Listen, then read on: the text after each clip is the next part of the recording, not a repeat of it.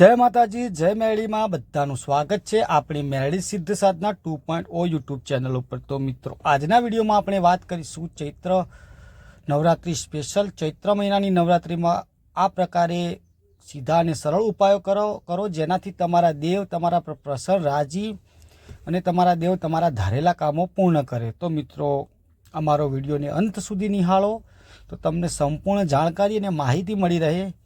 બીજી અગત્યની વાત મિત્રો, તમે અમારી ચેનલ ઉપર નવા હોય તો અમારી ચેનલને સબસ્ક્રાઈબ કરો તો તમને દેવગતિ વિશે એવી અવનવી માહિતી મળતી રહે।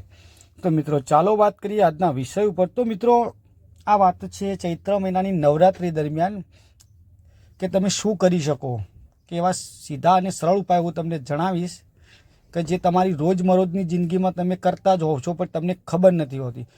તો મિત્રો, તમારા દેવ કે તમારા માતાજી કે તમે જે કોઈપણ રીતે કોઈપણ ઈષ્ટદેવ કે કોઈપણ દેવ શક્તિ કે દેવી દેવતાને પૂજતા હો, એમની ભક્તિ કરતા હો, એમને સીધા પ્રસન્ન કરવા માટે મિત્રો આપણા સંસ્કૃતિની અંદર આપણા ધર્મગ્રંથોમાં જણાવ્યા મુજબ એક ચૈત્ર મહિનાની નવરાત્રિ આવે છે અને એક આસો મહિનાની નવરાત્રિ આવે છે। બે ગુપ્ત નવરાત્રિ આવે છે મિત્રો। ગુપ્ત નવરાત્રિ વિશે લોકોને વધારે જાણકારી નથી પણ અનાદિકાળથી લોકો ખાસ પ્રકારે બે નવરાત્રિ વિશે વધારે માહિતી રાખતા હોય છે।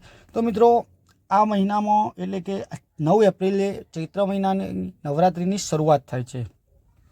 તો મિત્રો, તમે શું કરી શકો ચૈત્ર મહિનાની નવરાત્રિ દરમિયાન 9 દિવસ માતાજીના કે દેવને પ્રસન્ન કરવા માટે શું કરી શકો? તો મિત્રો, સર્વપ્રથમ જો તમને તમારી અનુકૂળતા હોય, તમારા સમયના આધીન તમે દેવમાં માનતા હોય, માતાજીમાં માનતા હોય, એની અર્ચના આરાધના કે પૂજા પાઠ કરતા, તો મિત્રો તમે ચૈત્ર મહિનાના નોરતા એટલે કે નવરાત્રિની અંદર તમે દેવના કે માતાજી કે તમારા કુળદેવીના ઉપવાસ કરી શકો છો। તો મિત્રો, 9 દિવસના ઉપવાસ તમે એકટાણું કરી શકો છો અથવા નકોડા કરી શકો છો। બીજી ખાસ વાત મિત્રો, કે તમે તમારા માતાજી, તમારા કુળદેવીને કે તમારા દેવને પ્રસન્ન કરવા માટે મિત્રો તમારા દેવના કે તમારા મઢમાં જે માતાજી કે દેવ કે તમારા કુળદેવીના તમે અખંડ દીવા કરી શકો છો મિત્રો। એ પણ મિત્રો તમારા માતાજીની રજા લઈને, તમારા માતાજીને પૂછીને।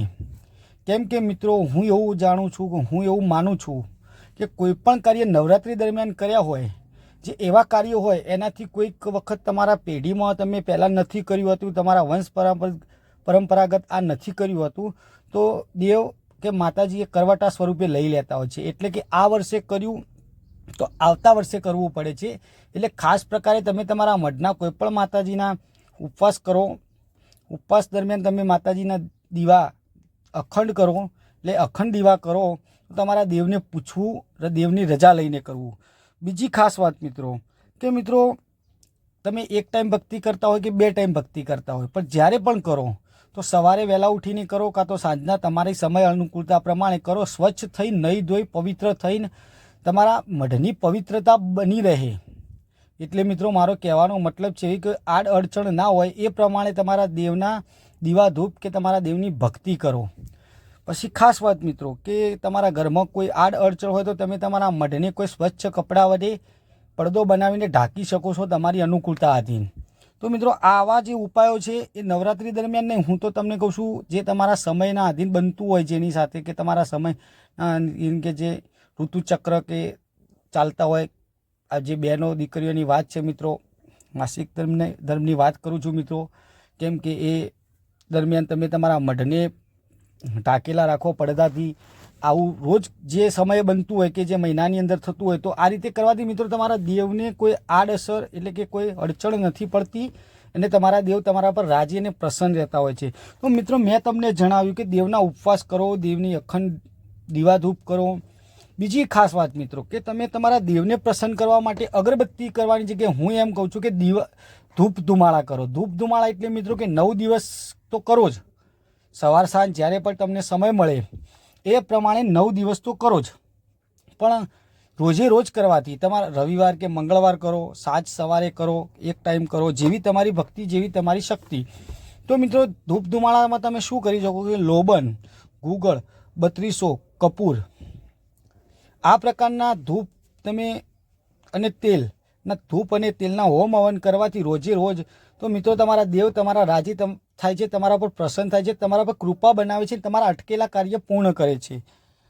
પછી બીજી ખાસ વાત મિત્રો કે તમારી રોજિંદી જિંદગીમાં તમે ભક્તિ કરો છો, એમાં એની જગ્યાએ નવરાત્રિમાં તમે માતાજીના ઉપવાસ કરતા હોવ કે ના કરતા હોવ, પણ હું કહું છું તો કરો. અને માતાજીની બંને ટાઈમ ના થાય તો એક ટાઈમ આરતી કરો, એટલે કે માતાજીના આરતી ઉતારીને માતાજી સામે તમે પગે લાગી વંદન કરીને તમારા કુટુંબની તમારી સુખ શાંતિ અને સમૃદ્ધિ માટે તમે પ્રાર્થના કરી શકો છો.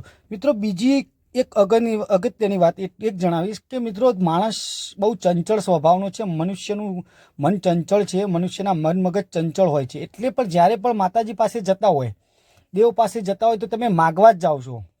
તો મિત્રો હું એમ જણાવું છું કે તમારી ભક્તિ સાચી હશે, તમારો ભાવ સાચો હશે, તમારી શ્રદ્ધા તમારી આસ્થા તમારા દેવ પ્રત્યે સાચી હશે અને તમે સાચી ભક્તિથી સાચા અર્થે દેવને પૂજન કર્યું છે, તો મિત્રો તમારે માગવાની જરૂર નહીં પડે. તમારા માગ્યા પહેલાં તમને આપી દેશે, કેમ કે દેવને માતાજીને ખબર હશે કે મારા દીકરાને શું જરૂર છે કે મારી દીકરીને શું જરૂર છે.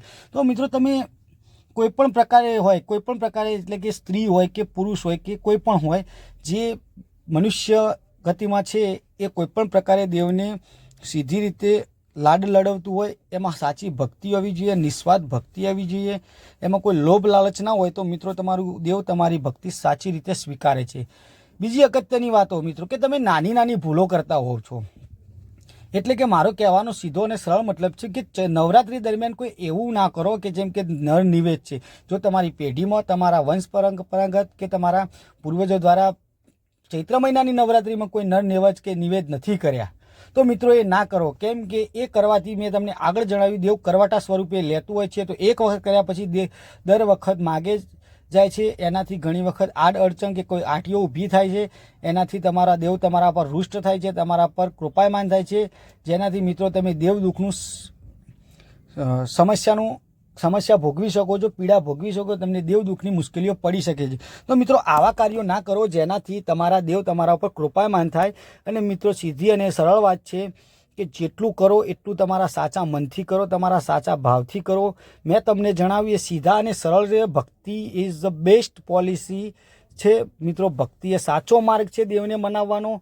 અને મિત્રો જેટલી તમારી ભક્તિ ઉજળી, જેટલા તમે દેવના દીવા ઉજળા કરવા માંગો છો, એટલી જ તમારી ભક્તિ ઉજળી કરો તો મિત્રો એ દીવા એની જાતે જ ઉજળા થઈ જાય છે. દેવને તમારા પર વિશ્વાસ આવી જાય છે. જેમ તમે દેવ ઉપર વિશ્વાસ મૂકો એમ દેવ તમારા ઉપર વિશ્વાસ મૂકતું હોય છે. એટલે તમારા કાર્યો સીધા અને સરળ રીતે પૂર્ણ થાય છે. મિત્રો આ સીધી અને સરળ વાતો છે, આમાં કોઈ ગોળ ગોળ વાતો નથી. તમે કોઈ પણને પૂછશો તો આ જ હકીકત છે કે તમારી ભક્તિ જ બહુ જ સરસ વાત છે. મંત્ર સાધના, તંત્ર સાધના એ તો બહુ વાતો છે મિત્રો.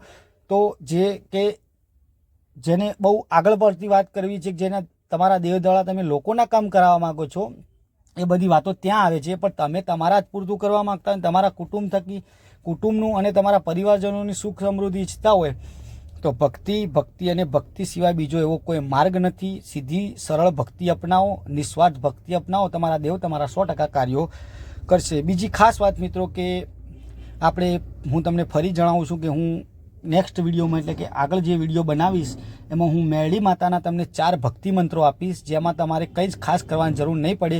હું તમને આગળના વિડીયોમાં જણાવીશ. તો મિત્રો આજના વિડીયોમાં આટલું. જય માતાજી, જય મેરડીમાં, ઓમ નમઃ શિવાય.